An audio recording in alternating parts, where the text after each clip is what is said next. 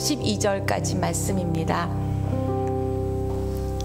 모세가 그의 장인 미디안 제사장 이드로의 양떼를 치더니 그 떼를 광야 서쪽으로 인도하여 하나님의 산 호렙에 이르매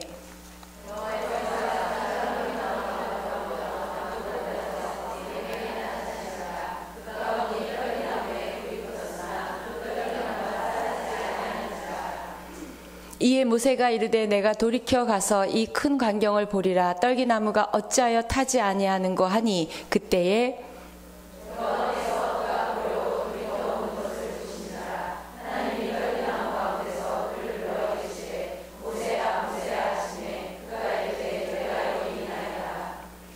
하나님이 이르시되 이리로 가까이 오지 말라. 네가 선 곳은 거룩한 땅이니 네 발에서 신을 벗으라.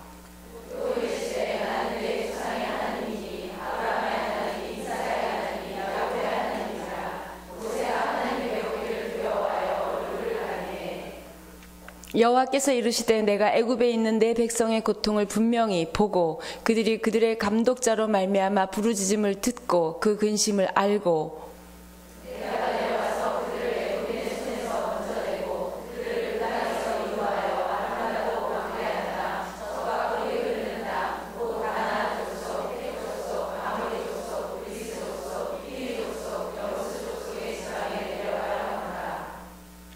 이제 가라. 이스라엘 자손의 부르짖음이 내게 달하고 애굽 사람이 그들을 괴롭히는 학대도 내가 보았으니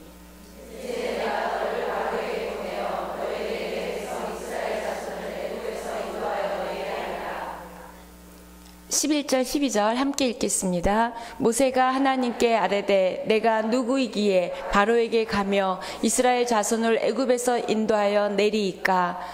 하나님이 이르시되 내가 반드시 너와 함께 있으리라. 네가 그 백성을 애굽에서 인도하여 낸 후에 너희가 이 산에서 하나님을 섬기리니 이것이 내가 너를 보낸 증거니라. 아멘. 우리 빌립보서 끝나고 그 다음부터 무슨 말씀을 전할까 기도하면서 이렇게 준비하는 가운데 하나님께서 기적에 대한 마음을 주셨어요. 왜냐하면 요즘 굉장히 우리 모두가 힘듭니다. 나라가 힘들고 오늘 뭐 폭탄이 떨어지는 날이 오늘이라고 그랬다 해도 우리는 여전히 굴하지 않고 예배하고 있습니다. 예배하다 떨어지면 우리는 전부 순교죠. 너무 좋죠. 그래서 저희 딸이 오늘 요새 와 있는데 저한테 그러는 거예요. 엄마 오늘 폭탄 떨어지는 날이래. 그래서 제가 그래 그러면 천국에서 만나자 그러고 제가 오늘 왔습니다. 이렇게 나라적으로도 힘들고 그 다음에 우리 개인의 삶 가운데서도 참 많이 어렵고 경제가 너무 어렵고 또 집에 그 건축 때문에 집값이 많이 떨어짐으로써 또 어렵고 이렇게 얽히설켜서 참 어려워요. 근데 그런 어려운 부분에 우리는 기도합니다. 하나님 일해 주십시오. 하나님 도와주십시오. 그러면서 우리 마음 가운데 하나님이 기적을 행해 주시면 이라는 바람이 있고 그렇지만 그 기적은 성경에 나오는 기적일 뿐이지 내 삶 가운데 일어나는 기적은 아니라고 생각하는 우리의 믿음입니다. 근데 제가 어떤 분한테 문자를 받았어요. 지금 오늘 와 계시는데 그 자매님이 교회 오신 지 지금 손가락으로 토탈 10번도 안 되세요. 근데 힘들고 어려운 일을 겪고 그 전에 교회 조금 오셨었어요. 우리 교인이 모시고 와서 그 다음에 힘들고 어려운 일이 있으셨어요. 그 다음에 교회가 생각이 나서 오셨고 저에게 문자를 주셨어요. 그래서 이제 만나 뵀거든요. 근데 그분이 예배 드리는 순간 하나님이 말씀하셨어요. 자기는 그런 경험을 해보신 적이 없대요. 그런데 그걸 설명해 달라고 이게 무슨 일인지. 분명히 자기 음성, 자기 소리는 아니셨대는데 하나님을 잘 모르시니까 이런 놀라운 경험을 우리 예배 중에 하신 거예요. 그래서 제가 이제 이렇게 저렇게 설명을 드렸습니다. 그런데 그것이 그 힘들고 어려운 상황이 금방 해결되지 않는다 할지라도 놀라운 건 저는 그 하나님의 임재, 하나님이 만나주심, 하나님이 말씀해주심 그것이 그분에게 놀라운 기적의 사건의 시작이었다는 거예요. 믿으십니까?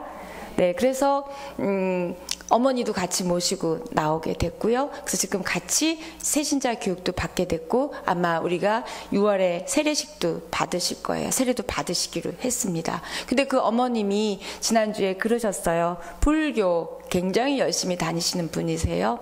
근데 아직 불교 못떨 정리 안 되셨을 거예요. 그럼에도 불구하고 오늘 예배에 나오셨습니다. 우리 모녀 잠깐 일어나실까요? 우리 박수 한번 하겠습니다. 네, 박수 한번 해주세요. 네, 고맙습니다. 그래서 하나님의 기적은 우리 삶 가운데 이렇게 느닷없이 예고 없이 오기도 하지만 또 우리가 잘 영적으로 믿음으로 삶으로 준비되어질 때 하나님 우리 삶 가운데 너무 기적을 주시고 싶고 만나 주시고 싶고 임재하시고 싶은 그 하나님의 소원입니다.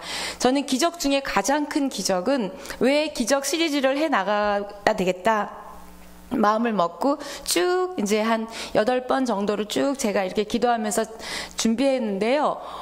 제일 먼저 하고 싶은 게 바로 여러분이 너무 익히 아는 오늘의 본문입니다. 기적 중에 기적은 하나님이 우리 가운데 와주시는 기적.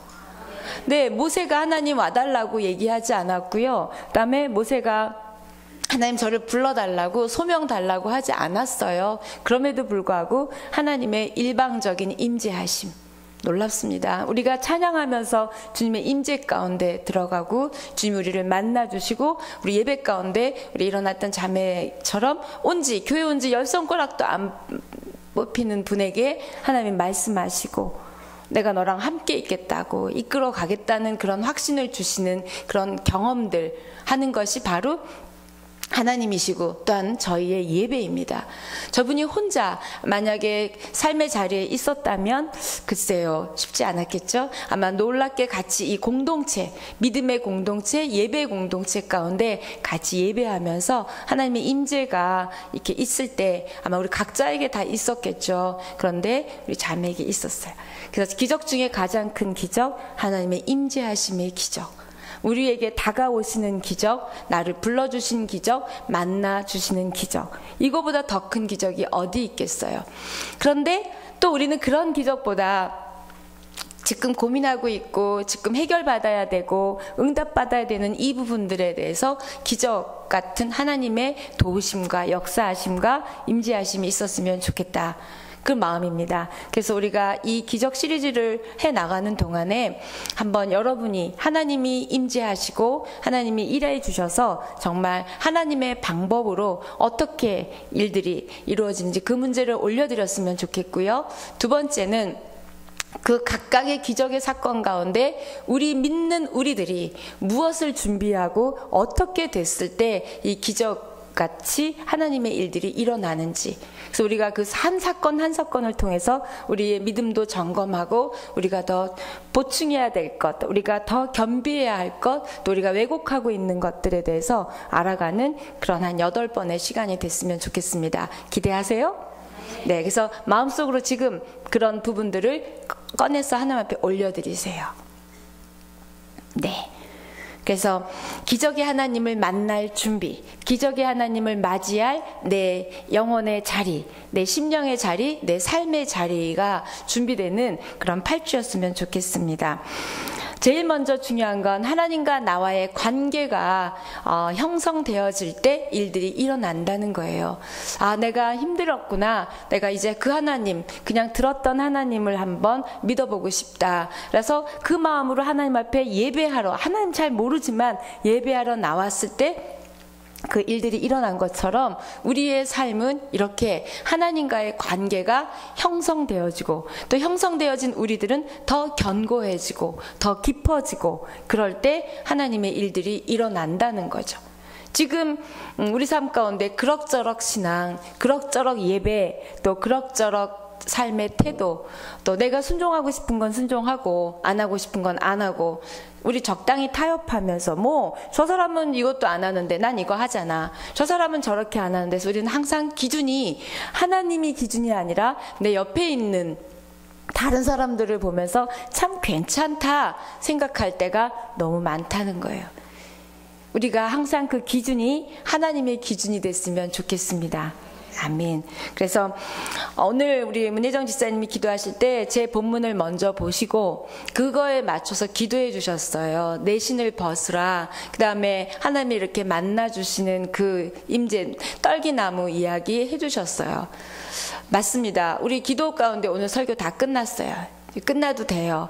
그렇지만 조금 자세히 설명해보면 저와 여러분의 삶 가운데서 기적은 계속될 것이고 기적은 일어날 것이고 기적 중에 기적, 내가 예수 믿은 기적보다 더 큰 기적이 없다는 확신 꼭 다시 한번 확인하시고 또 기적 중에 기적, 나를 만나주시고 임재해 주시는 예배 가운데 임재해 주시는 그 기적보다 눈으로 보여지는 현상을 찾고 추구하는 것이 아니라 우리가 그 놀라운 두 가지 기적을 감사하고 감격하는 그런 마음의 바탕 위에서 한번 하나하나의 사건을 통해서 우리가 하나님의 음성을 듣기를 원합니다.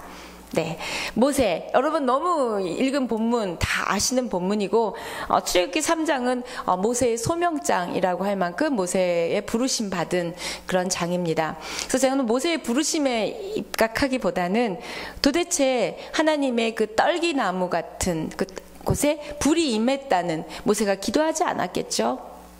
근데 그렇게 임해주신 하나님의 의도, 하나님의 목적, 하나님의 하나님 되심 을 보면서 우리 삶이 너무 희망이 있고 위로가 있고, 우리 아까 계속 되뇌어서 불렀던 내 위로, 내 힘, 내 소망 됩니다를 계속 부른 걸 놀라웠어요. 제가 결국은 우리가 그렇게 임재해 주시고 다가와 주시고 내려와 주신 그 하나님이 결국 우리의 힘이고 위로고 소망 되신다는 거예요.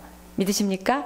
그래서 아마 기적의 이야기를 쭉 들으면서 여러분 가운데 그 하나님이 나의 하나님이고 나의 아버지고 그분이 나를 사랑하시고 나를 보고 계시고, 오늘 성경 읽은 것처럼 보고 알고 그다음에 듣고 다 아신다는 그것이 얼마나 힘이고 위로고 소망인지 아신다는 거죠. 믿으세요? 자, 그러면 우리 모세 이야기 해보겠습니다. 모세는 너무 긴 얘기하면 여러분 지루하실 정도로 너무 잘하는 모세입니다. 히브리 여인들이 낳는 아들들 다 잡아 죽여라 하는 명령이 떨어졌을 때 태어난 아들이 바로 모세였고요. 그런데 이렇게 저렇게 해서 애굽의 궁에서 자라게 됩니다. 그리고 40살이 됐을 때 자기 동족이 죽는 맞는 것을 보고 어떻게 하다가 살인을 하게 됐고, 그 살인 때문에 미디안 광야에서 40년 동안을 이렇게 고난 또는 훈련을 받게 됩니다. 그래서 여러 가지 그런 일들에 대한 설교는 많이 들으셨을 거예요. 이제 어느덧 80세가 된 모세에게 어느 날 모세가 그 양떼를 몰고서 호렙산 쪽으로 갔어요. 근데 그 호렙산이라는 그 산이 이름 호렙이라는 뜻이 무슨 뜻이냐면 황량한 곳, 버려진 곳, 이런 뜻이에요. 그러니까 자기 심령, 모세의 심령이 참 황량했고 모세가 참 버려진 것 같고, 자기가 히브리 교육을 받고 유모로부터 그렇게 자기가 하나님의 사람임을 알았지만, 그리고 나는 내 동족이 누구라는 것도 다 알았지만 그 사건 때문에 광야로 내몰려져 있을 때 40년 동안 모세의 심정이 어땠을까? 그 모세의 심정이 저와 여러분의 심정이기도 하잖아요. 하나님 안에 있고 하나님 믿지만 참 황량하고 공허하고 뭔가 하나님의 일하심 없고 보고 듣고 알고 계신 것 같지 않은 그런 상황. 모세의 심정, 지금 저희들의 심정일 수도 있고 또 한 사람 한 사람이 그런 상황일 수도 있어요. 그런데 이 호렙산, 황량한 곳, 버려진 곳이라는 그 이름과 같은 그 모세에게 하나님이 그쪽으로 갔더니 거기서 보게 된 거예요. 떨기나무에 불이 툭 떨어지더니 이게 끝까지 불을 트르륵 타고 이렇게 사라져야 되는데 불이 사그라들지 않는 거예요. 근데 그 떨기나무라는 그 단어가 세네라는 히브리어인데요. 그게 무슨 뜻이냐면 가시덤불이에요. 그러니까 결국 나무가 아니라 이런 가시덤불 같이 된 거예요. 그리고 가시덤불 같은 게 바짝 말라 있고 그 지역에 그렇게 덥고 그런 지역인데 자기네들이 그냥 건조하고 이래서 어쩌다 불이 붙기도 한대요. 그럼 후루룩 타고 끝나야 되는 거예요. 근데 그런 사건이려니 하고 모세가 봤겠죠. 그런데 이 불이 끝나지 않고 계속 타고 있는 거예요. 놀랍죠. 그래서 모세가 깜짝 놀란 거예요. 그런데 그 모세가 깜짝 놀란 순간 하나님이 모세를 불러주신 사건이 지금 오늘 읽은 본문입니다. 그래서 그 모세의 상황, 모세의 심정이 내 상황, 내 심정인 거예요. 황량하고 버려졌고, 그 다음에 쓸모 별로 없어요. 나무가 아니고 가시덤불이니까. 그런 쓸모없고 뭔가 어딘가에 쓰일 것 같지 않은 우리들, 생각하는 우리요. 뭔가 내가 나이도 있고 아줌마고 여자고 뭐 지금 내 삶 가운데 뭐게 특별한 일이 일어나겠나. 그렇죠? 그러니까 이 가시덤불 결국 우리 같은 거죠. 흔해요. 그냥 어디에도 있습니다. 그 다음에 별로 쓸모 없고 가치 없고 뭐 하나 만들 수 없는 그런 가시덤불에 하나님이 임하셨다는 거예요. 여기서 여러 가지 상징이 있는데요. 일단 불에 대해서 알아봐야 되고요. 그 다음에 가시나무, 떨기나무 알아봐야 되고요. 그 다음에 이 탄다라는 건 뭘까? 이 세 가지가 다 사실은 영적인 의미가 있고 그걸 하나님께서 우리에게 말씀해 주시고 싶은 거죠. 일단 가시덤불, 이스라엘 백성을 나타내고 지금의 우리입니다. 뭐냐면 힘들고 어렵고 자기가 어떻게 할 수 없는 상황 가운데 있어요. 지금 애굽의 핍박 가운데 있고 막 굉장히 그 고난을 받고 있잖아요. 그래서 막 더 학대가 심해지고 눌려 있는 그 이스라엘 백성들이 바로 가시나무. 그 다음에 저희입니다. 어떻게 우리가 뭐 할 수 없는 상황들이요. 그 다음에 불은 하나님의 임재입니다. 그렇게 보잘것없고 쓸모없어 보이고 뭔가 내 힘으로 할 수 없는 그 상황 가운데 하나님이 임하셨어요. 그 임재, 결국 하나님의 임재가 뭐 그럴듯해서 믿음이 좋아서 뭐 뭔가를 해서 임재가 있는 것이 아니라 정말 하나님이 그 연약한 우리 가운데 임재해 주셨다는 거예요. 그래서 여호와의 임재, 이게 가장 기적인 것 같아요. 여러분이 예배할 때, 찬양할 때, 말씀 읽을 때 또는 말씀 들을 때 뭔가 성령의 감동이 있다. 그 하나님의 임재입니다. 그 임재를 놓치지 않고 흘려보내지 않으셨으면 좋겠어요. 네, 이게 바로 하나님의 임재죠. 그래서 아무것도 할 수 없는 공허감 또는 허무감 이런 걸로 가득 차 있는 그 삶의 자리가 바로 하나님이 임재해 주시는 은혜의 자리가 될 수 있다는 게 우리의 힘이고 소망이고 위로입니다. 아멘? 네, 그게 너무 힘이고 위로고 소망이죠. 그 은혜의 자리. 지금 여러분이 그 기적이 임하기를 원하는 그 하나님만 바라보는 그 자리가 바로 하나님이 임재하실 수 있는 은혜의 자리임을 잊지 마십시오. 네, 모세의 상황이 그랬고 이스라엘 백성의 상황이 그랬고 저희의 상황이 그럴 것입니다. 그때의 하나님이 지금 우리가 믿는 하나님이거든요. 그래서 우리가 이 은혜의 자리임을 잊지 않고 그 날마다의 예배의 자리, 말씀의 자리에 있을 때 하나님이 어느 날, 어느 순간에 우리에게 임재해 주시고 만나 주시고 음성 주시고 역사하실지 우리는 두근두근 기대하는 여러분에게 하나님을 향한 기대가 회복되기를 축복합니다. 네, 바로 하나님의 임재의 자리는 일상의 삶의 자리예요. 양떼를 끌고 그냥 간 거예요. 늘 가듯이 갔고 우리도 늘 수요 예배 오듯이 오셨을 거예요. 별다른 기대 없이 오셨을지도 모르겠네요. 근데 늘 하듯이 왔습니다. 이렇게 일상의 삶의 자리가 바로 하나님이 임재하시는 은혜의 자리예요. 그것만 우리가 깨어서 의식하고 인식하고만 있어도 우리의 삶의 매 순간은 다를 거예요. 근데 우리는 그걸 계속 놓치죠.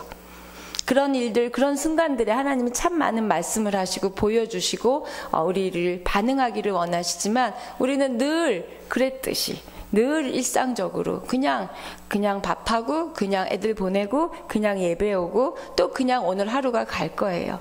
근데 그냥 오늘 하루가 아니라 하나님이 임재하실 수 있는 순간, 임재하실 수 있는 오늘 하루임을 잊지 않는 저와 여러분이 됐으면 좋겠습니다. 아멘. 이렇게 평범한 그냥 그 자리에 하나님이 임재해 주셨어요.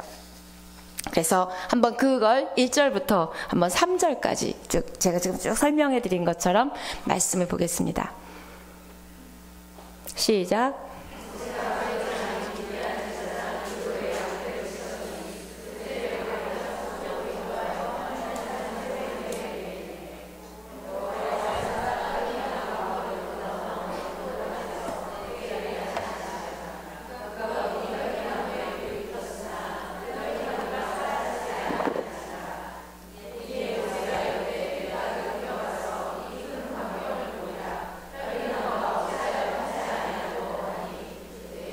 네, 그걸 이제 보러 싹 갔어요. 갔더니 이제 그때에 하면서 모세야 모세야 불렀어요. 근데 이제 이 모세야 모세야 부르기 전에 지금까지 읽으신 본문, 또 제가 말씀드린 본문이 여기까지인데요. 여기에서 우리가 좀 놓치지 말아야 될 게 있는데, 불이요. 우리가 예전에 부흥사들은 불 받아라 불 받아라 막 그러면서 무슨 불을 자기가 마치 주는 것처럼 던지는 것처럼 그랬습니다. 근데 오늘 성령의 열매 찬양했지만 사실 성령의 불이라고 하죠. 그렇죠? 하나님의 임재 뜨거워집니다. 눈물이 나죠. 이런 것처럼 성경에는 많은 곳곳에 하나님의 임재, 하나님의 현존을 불로 표현합니다. 창세기에서도 보면 횃불 로 임하셔서 언약을 주시죠. 그다음에 구약의 많은 사건의 불, 특히 히브리서 12장 29절에는 나는 소멸하는 불이다 라고 하나님께서 본인 자신을 아예 불이라고 말씀하신 본문도 있어요. 한번 히브리서 12장 29절. 네, 시작. 우리 하나님은 소멸하는 불이심이라. 네, 불이세요. 이때 소멸하는 불이라는 건 그분이 불로 임하시면 어둠의 세력이 없어질 줄 믿습니다. 소멸한다는 건 태워버리는 거거든요. 내 질병 태워버리고요. 내 문제 태워버리고요. 내 걱정 태워버리고요. 뭔가 소멸하는 불이신 거예요. 아멘. 결국 그분의 임재가 있으면 우리는 달라질 수 있다는 거예요.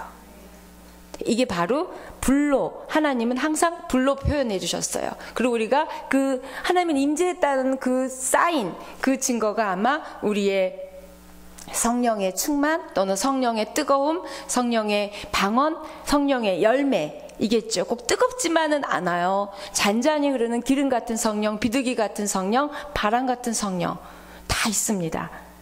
이 성령을 구하는, 하나님의 임재를 구하는 것이 여러분의 기도 제목의 가장 첫 번째가 되는 것, 기적 중의 기적입니다.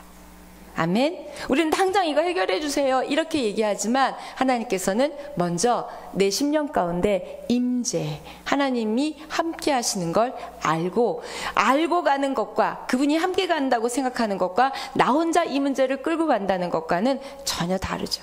나 혼자 가는데 어찌 하나님이 그 일 가운데 역사하시겠어요. 그렇죠? 그래서 하나님의 임재가 있을 때, 성령의 불이 있을 때 우리는 분명히 삶의 역사가 일어날 뿐만 아니라 내 심령의 역사가 일어난다는 거예요. 아멘. 네. 자, 그 다음에 떨기나무요. 이 가시덤불 같은 떨기나무는 아까도 말씀드렸듯이 이스라엘을 상징한다 그랬어요. 그 다음에 우리를 상징하기도 합니다. 이 보잘것없는 비참한 처지, 보잘것없는 힘든 상황이 바로 떨기나무를 나타내고 있고, 그게 이스라엘 백성일 뿐만 아니라 지금 우리인 거죠. 그런데 불이 붙었는데 타지 않았다. 결국 뭐냐면 힘들고 어렵지만 우리 죽지 않을 거예요. 믿으세요? 떨기나무가 타버리지 않았다는 건 그분이 임하시면 우리가 사그라들지 않을 수 있다는 거예요. 우리 죽지 않습니다. 끝나지 않아요. 그거예요. 바로. 그래서 어떤 억압 속에서도 너희들 내가 지킬 거고, 내가 너희들이 계속 타는 불처럼 내가 너희들을 함께 할 거다라는 상징적인 걸 보여주시는 거예요. 그들에게 그랬다면 지금 우리의 삶의 가운데서도 하나님이 그 문제로 죽지 않아, 그 문제로 끝나지 않아, 봐, 불탄 거 끝나지 않듯이 내가 너랑 끝까지 함께하면서 너의 그 일들을 내가 책임지고 인도해 갈 거야. 아멘. 너무 힘이고 위로고 소망입니다. 사그라들지 않고 끝까지 보존하시겠다는 하나님의 의지, 하나님의 뜻, 하나님의 사랑을 보여주시고 있는 게 떨기나무에 사그라지지 않는 불이에요. 여러분의 삶 가운데서도, 여러분의 문제 가운데서도 이렇게 끝까지 사그라들지 않고 하나님이 이끌어 가시고 함께 하시고 보존하시겠다는 하나님의 음성 듣는 저와 여러분 됐으면 좋겠습니다. 보호하시겠다는 거죠. 내가 이렇게 보호한다. 근데 그 보호하는 근거는 아까 여러분이 읽었듯이 내가 들었어, 보았어, 알았어. 다 알고 계세요. 우리는 모르시는 것 같잖아요. 내버려 둔 것 같잖아요. 그런데 분명히 보았고 들었고 아신다 그러셨어요. 자, 임재해 주시고 만나 주시고 동행해 주시고 보호해 주시고 알고 계시는 우리 하나님. 그 하나님이 바로 우리가 예배하는 예배의 대상이세요. 네. 그래서 오늘의 결론, 하나님의 임재가 기적이다. 네, 하나님의 임재가 기적이에요. 여러분 문제 금방 해결되지 않아도 괜찮습니다. 왜요? 그분과 함께 가고 있다면 그 자체는 기적입니다. 네, 그래서 그때 이제 하나님의 음성을 듣게 됐어요. 아, 놀라웠겠죠. 기적을 경험한 모세 너무 놀라서 모세야 모세야 부르니까 즉각 반응하죠. 네, 저 여기 있어요. 깜짝 놀란 거죠. 그러니까 하나님께서 뭐라고 얘기를 해주시는데요. 한번 우리 4절 5절 보여주십시오. 시작. 여호와께서 그가 보려고 돌이켜 오는 것을 보신지라 하나님이 떨기나무 가운데서 그를 불러 이르시되 모세야 모세야 하시매 그가 이르되 내가 여기 있나이다. 5절. 하나님이 이르시되 이리로 가까이 오지 말라. 내가 선 곳은 거룩한 땅이니 내 발에서 신을 벗으라. 네. 굉장히 이 두 절만 갖고도 아주 설교를 길게 해야 되는 아주 너무 많은 영적인 의미를 담고 있는 절인데요.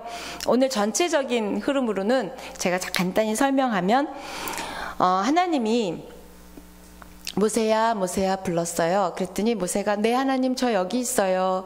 그런데 이 본문도 우리는 하나님이 우리를 부르시는데 부른지도 못 알아듣잖아요. 네, 여기 있습니다라고 하기는커녕 불렀는지도 몰라요. 그래서 누구야 교회 가자, 누구야 예배 드리자, 그거 어찌 보면 사람을 통해서 하나님이 나에게 말씀하시는데 우리는 안 듣고 닫아버린다는 거죠.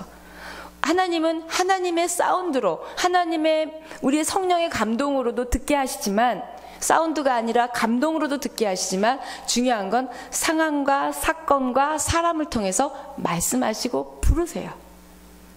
대부분의 목사님들이 소명을 받고 목사가 됐을 때 사운드로 듣고 오신 분들도 있지만 그거보다는 누군가의 입술을 통해서 또는 본인이 성령의 감동으로 기도하는 중에 이렇게. 근데 우리는 부르셨는지도 아니 부르셔도 그것이 아니라고 생각하고 못 들을 때가 너무 많다는 거예요. 얼마나 영적으로 둔감하고 하나님이 말씀하시는 거에 관심이 없으면. 원래 관심이 있으면 눈빛만 봐도 알 수 있거든요. 굳이 소리 듣지 않아도. 발자국 소리만 들어도 이 사람이 지금 기분이 어떤지 좋은 일이 있는지 알 수 있어요. 근데 우리는 하나님에게 그렇게 듣고 싶은, 들어야 하는 그 기대감, 간절함이 없기 때문에 못 듣는 건 아닌지. 그렇기 때문에 기적이 일어날 수 없다는 거죠.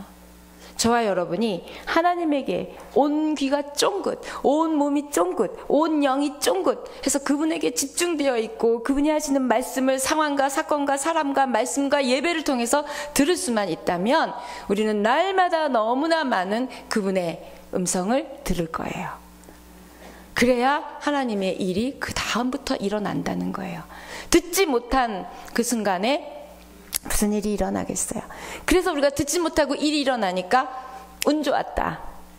그럼 내가 여태까지 했으니까 우연이다.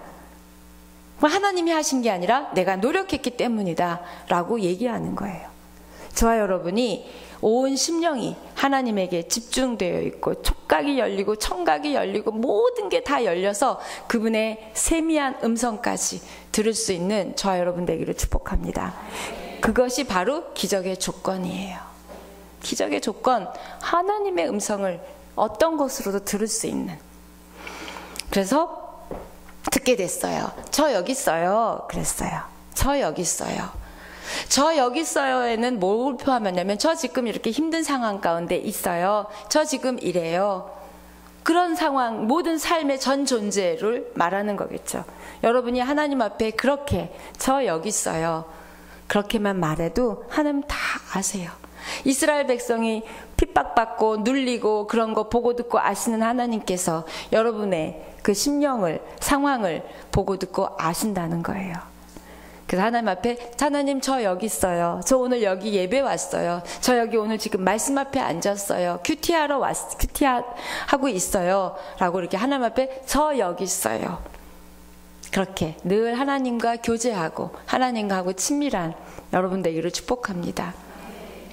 그랬더니 하나님께서 이제 모세에게 말씀하세요. 자, 그 다음 보여주세요. 6절부터 보여주세요. 시작. 또 이르시되 나는 내 조상의 하나님이니 아브라함의 하나님, 이삭의 하나님, 야곱의 하나님이니라. 모세가 하나님 배웠기를 두려워하여 얼굴을 가리매 7절. 여호와께서 이르시되 내가 애굽에 있는 내 백성의 고통을 분명히 보고 그들이 그들의 감독자로 말미암아 부르짖음을 듣고 그 근심을 알고 8절. 내가 내려가서 그들을 애굽인의 손에서 건져내고 그들을 그 땅에서 인도하여 아름답고 광대한 땅, 젖과 꿀이 흐르는 땅, 곧 가나안 족속, 헷 족속, 아모리 족속, 브리스 족속, 히위 족속, 여부스 족속의 지방에 데려가려 하노라. 아멘. 이때 이 각각의 족속 이름들은 여러분하고 상관없는 게 아니라 여러분을 힘들게 하는 각각의 일들이요. 헷 족속, 히브리 족속, 히브스 족속, 다 이 각각의 족속들은 다 사실은 이스라엘 백성들이 이렇게 전쟁에서 이겨야 되는 족속들이에요. 걸리적거리는 것들이에요. 해결해야 될 문제들입니다. 이런 것들 속으로 내가 드디어 이제 너를 데려가겠다. 내가 너와 함께 데려가겠다 얘기하세요. 그런데 그러시기 전에 아브라함의 하나님, 이삭의 하나님, 야곱의 하나님이라고 얘기하세요. 모세야, 나 하나님이야. 이래도 되는데 왜 굳이 복잡하게 아브라함의 하나님, 이삭의 하나님, 야곱의 하나님이다라고 얘기하시냐면 지금까지는 구약에서 족장들을 만나면서 이렇게 일해왔던 하나님, 그리고 그 하나님이 너희들을 불렀던 하나님이라면 이제 너를 부른 사건 이후부터는 요 아시죠? 아브라함, 이삭, 야곱, 요셉의 하나님이 아니라 너희들의 하나님으로 만나주시겠다는 거예요. 그리고 놀라운 건 출애굽기 2 이후에 이 하나님으로 안 나오고 야훼라고 이름이 바뀝니다. 그래서 여기까지가 아브라함의 하나님, 이삭의 하나님, 야곱의 하나님이라고 나오고요. 출애굽기 6장 이후로는 그렇게 안 나와요. 자, 우리 한번 출애굽기 6장 2절, 3절 보겠습니다. 시작. 하나님이 모세에게 말씀하여 이르시되 나는 여호와니라. 내가 아브라함과 이삭과 야곱에게 전능의 하나님으로 나타났으나 나의 이름을 여호와로는 그들에게 알리지 아니하였고. 네, 이제는 내가 너희들을 이스라엘 내 백성 그 믿음의 공동체로 너희들하고의 관계로 만나겠다. 그들을 만났던 하나님이 아니라 이제는 내가 너희들을 만나는 하나님으로 되겠다. 그러니까 나하고 너희하고의 새로운 관계를 이끌어 가시는 그 하나님을 볼 수 있어요. 하나님은 이렇게 개인적인 관계를 원하시고요. 이런 하나님이라고 설명해 놓으신 다음에 그 다음에 하나님께서 6장 이후로는 계속 이제 야훼, 그러니까 여호와 하나님으로 계속 바뀝니다. 놀랍죠? 하나님이 여러분을 이렇게 개인적으로 만나기를 원하시고 만나고 싶어 하세요. 그러면서 개인적으로 만나시면서 내 하나님하고 모세가 놀라는 순간 가려고 하니까 잠깐 너 신발 좀 벗어 그랬어요. 기적의 두 번째 조건, 신을 벗는 겁니다. 신을 벗는 건 결국 쉬운 말로 표현하면 내 권리를 포기하는 거예요. 내가 있는 곳은 거룩한 땅인데 너 나한테 오려면 그 신을 벗어 그랬어요. 하나님을 만난 곳, 하나님이 임재한 곳, 하나님이 임재한 여러분의 심령, 하나님이 임재하신 여러분의 삶의 문제 자리, 거룩한 곳이에요. 믿으십니까? 싸움도 있고 힘듦도 있고 어려움도 있다 할지라도 하나님이 임재하셨다면 그것은 거룩한 곳이에요. 그러니까 신발을 벗어 그러셨어요. 이 신을 벗어라는 얘기는 모세가 굉장히 이해하기 쉬운 단어로 말해주신 거예요. 왜냐하면 모세가 왕궁에서 컸기 때문에 왕궁에는 종이 많죠. 노예가 많죠. 그들은 신을 안 신는 게 그때의 관습이었어요. 노예는 신을 신지 않았습니다. 그래서 신발을 보고 노예인지 아닌지 알 수 있었대요. 그러니까 신을 벗어라는 얘기는 모세는 금방 거룩하니까 신발 벗어야 되겠다는 게 아니라 내가 하나님의 종이구나, 이걸 알게 해주신 거예요. 하나님의 임재가 있었어? 그러면 내 신을 벗어 라는 이야기는 너의 권리를 포기해. 네 기득권을 내려놔. 네가 할 수 있는 것 아니야. 그러니까 힘을 빼라는 얘기예요. 힘을 빼고 하나님을 완전히 의지할 수 있는 그것이 바로 신을 벗으라는 거죠. 하나님의 종으로. 종은 뭐예요? 주인이 시키는 대로 해야 되잖아요. 기적이 일어나는 조건, 신을 벗는 것. 다시 말해서 내 권리를 포기하고 힘을 빼고 하나님이 하라고 하시는 대로 할 때 기적이 일어난다는 거예요. 또 하나는 이곳은 거룩하다 그랬어요. 기적의 조건, 거룩함입니다. 거룩함은 뭐예요? 구별됨이에요. 내가 세상 사람하고 똑같이 시간 쓰고 세상 사람하고 똑같이 마음 쓰는데 어떻게 기적이 일어나겠어요? 뭔가 구별된 시간과 구별된 헌신과 구별된 마음과 구별된 믿음이 있을 때 일어나겠죠. 그러니까 하나님이 임재했어? 그러면 그것은 구별되었어. 구별되었어? 그러면 이제는 신을 벗어. 신을 벗는 건 복이야, 순종이야, 복종이야. 하나님의 방법대로 따라가 줄 때 하나님의 기적이 일어난다는 거예요. 이게 바로 하나님의 임재 이후에 있는 놀라운 기적들의 조건입니다. 하나님 만나주세요로만 끝나는 게 아니라 만난 그 내 심령 거룩해요. 그 문제 거룩한 거예요. 우리가 볼 땐 거룩하지 않은 것 같아요. 근데 거룩한 거예요. 그분이 임하셨으니까. 그러면 신발 벗어. 권리 내려놔. 포기 내려놔. 그 말 하고 싶었지? 하지 마. 너 이렇게 할 수 있는 힘 있지? 쓰지 마. 하나님의 원리와 하나님의 방법으로 네가 갖고 있는 것들 내려놔. 자아를 내려놓고 자기 중심적인 걸 내려놓고 내 생각을 내려놓고 내 뜻을 내려놔. 네 마음대로 하려고 하는 건 내려놔. 네 뜻대로 안 될 때 화나는 거 내려놔. 그게 신을 벗는 거예요. 이게 바로 기적의 조건이고 기적을 일으키는 하나님의 일하시는 방법입니다. 여러분이 오늘 이 말씀을 들으면서 많이 내가 어떤 부분을 내려놔야 될지, 어떤 신을 벗어야 할지, 절망의 신을 벗어야 할지, 돈의 신을 벗어야 할지 무언지는 모르겠어요. 여러분이 여러분의 방법과 여러분의 생각과 여러분의 뜻과 여러분의 권리 내려놓을 때 하나님이 일하실 거예요. 하나님이 내려놓으라고 하시는 이유는 내려놔서 힘없고 힘들게 하려고가 아니라 더 좋은 것을 주시려고 하신다는 그 믿음이요. 그때부터 하나님은 일하십니다. 네, 내려놓는 것, 더 좋은 것 받기 위해서예요. 더 좋은 하나님의 일하심을 받기 위해서예요. 그렇게 신을 벗는 저와 여러분 됐으면 좋겠습니다. 쉽지 않아요. 저도 어렵고요. 여러분도 어렵습니다. 따지고 싶고요. 말하고 싶고요. 할 수 있는 거 우리 너무 많거든요. 그렇지만 그걸 내려놓을 때 하나님이 일하시는 거예요. 이게 바로 기적의 조건입니다. 그래서 하나님이 이 신을 벗으라는 얘기를 모세에게만 한 게 아니라 여호수아에게도 했었어요. 한번 여호수아 5장 15절 말씀. 시작. 여호와의 군대 장관이 여호수아에게 이르되 내 발에서 신을 벗으라. 내가 선 곳은 거룩하니라 하니 여호수아가 그대로 행하니라. 네, 그대로 행해서 6장에서 여리고 성이 무너집니다. 5장은 이 말씀이 있고요. 6장은 여리고 사건이거든요. 네가 선 곳은 거룩하다. 여러분이 있는 가정 거룩한 곳이에요. 왜요? 예배하는 여러분, 예수 그리스도의 생명이 있는 여러분이 있는 곳, 여러분의 그 마음, 그 심령 다 거룩한 곳이에요. 믿으십니까? 네, 여러분이 있는 곳, 가는 곳 다 거룩한 곳이에요. 아무리 죄가 있고 미움이 있고 뭐 세상 것이 있다 할지라도 그것은 거룩한 곳이에요. 왜? 하나님의 임재가 있을 수 있는 곳이기 때문에. 아니, 임재가 있는 곳이기 때문에. 신을 벗으라고 여호수아에게도 얘기했고요. 여호수아가 그렇게 따랐을 때 놀라운, 우리가 누구나 아는 여리고성이 무너지는 기적이 일어났어요. 여러분이 하나님을 만나는 이 예배, 거룩한 곳, 여러분의 삶의 자리, 거룩한 곳, 여러분 자체가 거룩하신 분들이세요. 왜요? 이 심령 안에 하나님의 임재 있잖아요. 그러면 거룩한 곳입니다.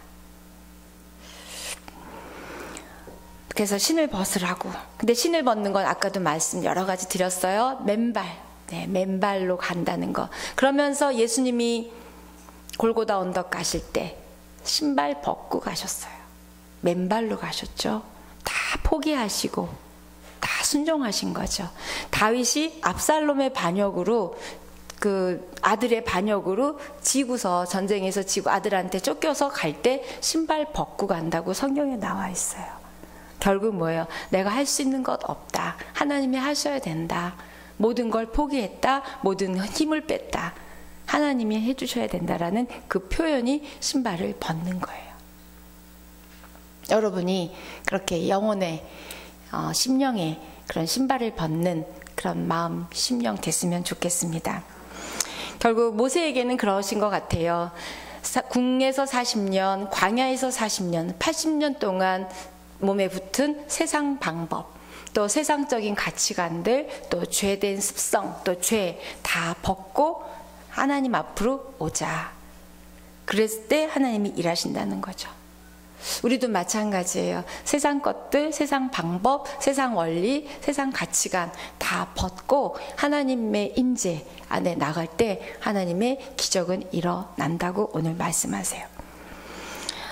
자기 권리를 포기하는 거 쉽지 않고요. 자기 소유권을 포기하는 거 더 쉽지 않고요.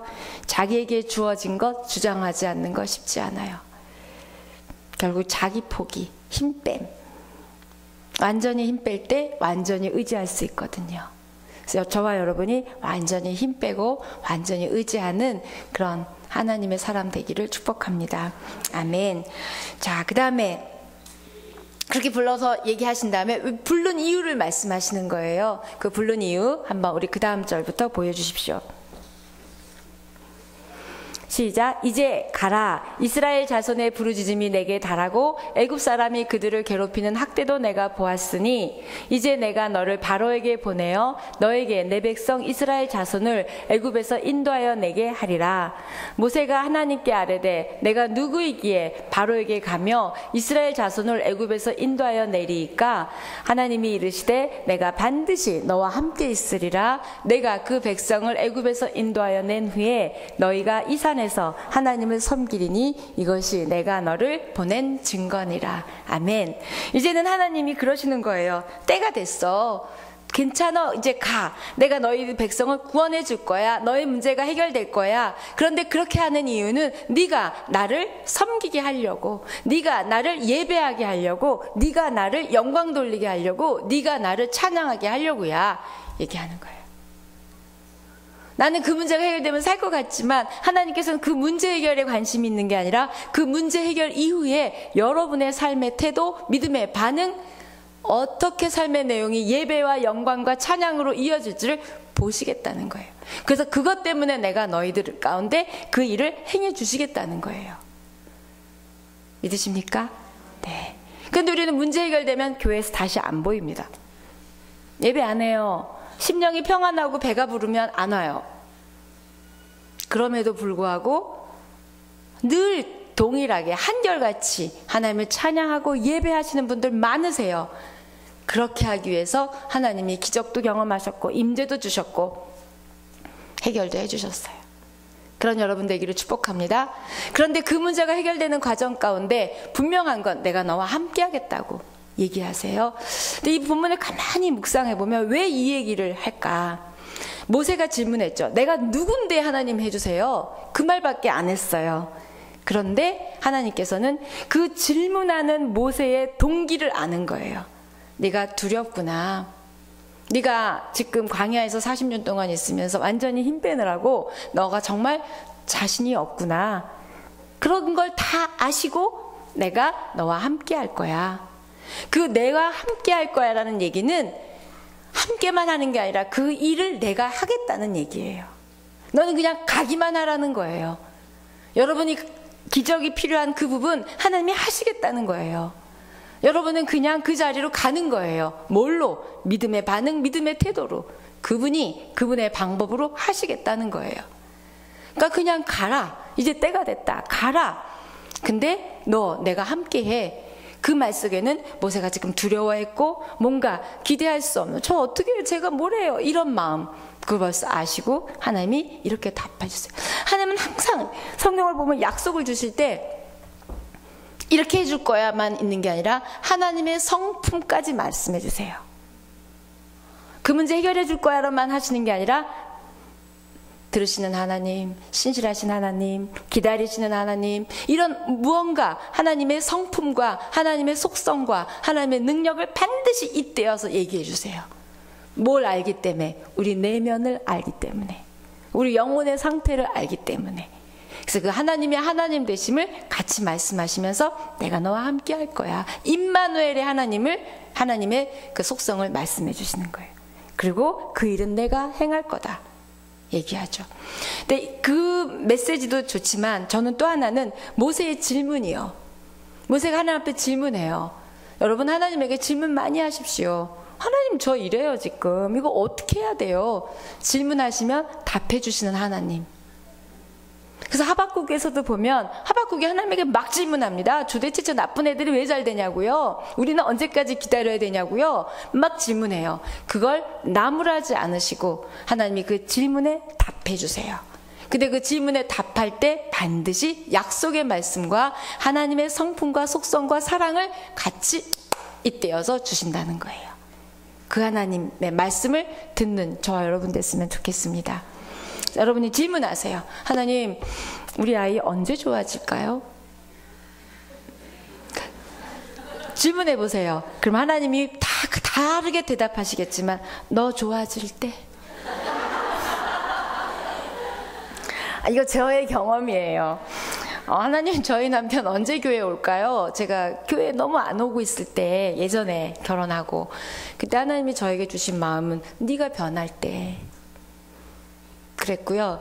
그 다음에 우리 집사님들이 사춘기 아이들 때문에 힘드실 때 저에게 기도 제목을 부탁하실 때 제가 기도하잖아요. 그러면 하나님 좀 도와주세요. 이 아이가 지금 이렇습니다 저렇습니다 막 기도하면 그 아이는 아무 문제 없다는 마음을 많이 주세요. 이렇게 하나님에게 질문을 하면 하나님은 하나님의 속성과 능력과 성품으로 여러분에게 답하실 거예요. 그렇게 하나님에게 여러분의 삶의 문제, 삶의 자리를 들고 가셔서 기도하세요. 물으세요. 다 내놓으세요. 그러면 하나님이 임재하시고 불로 임재하실 뿐만 아니라 다 답해 주시는 하나님을 만나는 저 여러분이 되기를 축복합니다. 그 만남 자체가 기적이에요. 그렇다면 그 문제가 지금 당장 해결되지 않는다 할지라도 여러분은 그 문제를 다르게 볼 거고 다르게 기다릴 거고 다르게 하나님을 신뢰하고 다르게 하나님을 바라볼 거예요. 그게 구별됐고요. 그게 기적입니다. 놀랍죠? 이게 바로 기적. 우리는 뭔가 암이 떨어져 나가고 돈이 툭 하늘에서 떨어지고 내 아이가 꼴찌했다가 갑자기 1등을 하고 이런 기적을 원하지만 하나님께서는 그 기적보다 더 귀한 기적. 너 1등 하면 뭐해? 거기에 나 없으면 아무것도 아니잖아. 너 돈 떨어지면 뭐해? 그거 나 없으면 아무것도 아니잖아. 그걸 바로 오늘 차세철 형제님이 주 없이 살 수 없네. 우리 이런 얘기 나눈 적 없는데 찬양을 그걸 계속 하는 거예요. 제가 앞에서 찬양하면서 너무 놀랐어요. 결국 이거거든요. 우리는 하나님 없이 살 수 없습니다. 하나님의 임재 없이 살 수 없습니다. 이거예요. 하나님의 임재, 하나님이 내려와 주시는 그 놀라운 기적. 내가 뭔데 하나님이 그렇게 사랑하시고 임해 주시고 이 내 형편없는 삶의 자리에, 내 형편없는 영혼의 상태에 임해 주시냐고요. 기적 아닌가요? 저는 기적이에요. 전 하나님 찾지도 않았을 때, 하나님 모를 때 교회 가게 해주셨거든요. 이거보다 더 큰 기적 제 삶에 없습니다. 어떻게 누가 데려가지도 않았는데 제가 저벅저벅 그냥 교회를 갔어요. 가장 힘들 때, 자살을 묵상할 때 제가 걸어간 거예요. 너무 놀랍지 않아요? 그때 만약에 거길 걸어가지 않고 제가 자살했다면, 또 아니면 우리 엄마를 따라서 절에 갔다면, 제가 절에 앉아 있겠죠. 등을 달고 있겠죠, 지금. 네, 놀랍습니다. 하나님의 임재, 하나님이 끌어주심, 이끌어주심, 내려와 주심, 그 하나님 찾지도 않는 10년 가운데 내려와 주시고, 하나님 찾지도 않으시는, 잘 알지도 못하는 우리 자매님 10년 가운데 내려와서 말씀해 주시는 그 하나님이 바로 우리의 하나님이에요. 기적 중에 기적, 하나님이 나를 불러주셔서 이곳에 두신 기적, 그걸 깨달을 때 우리 그 다음 삶의 기적의 자리를 준비하는 거라고 저는 믿습니다.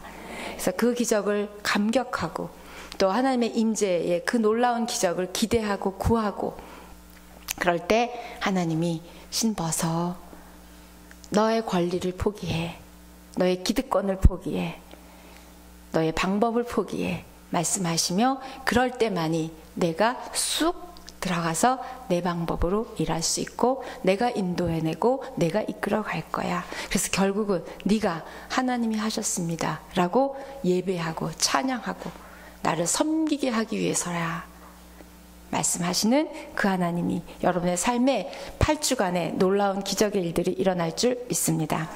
찬양하고 기도하겠습니다. 가사를 한번 잘 떠올리면서 우리 한번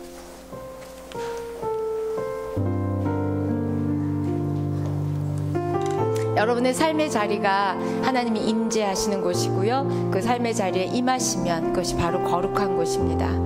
자, 우리 한번 그 가사를 생각하면서 불렀으면 좋겠습니다.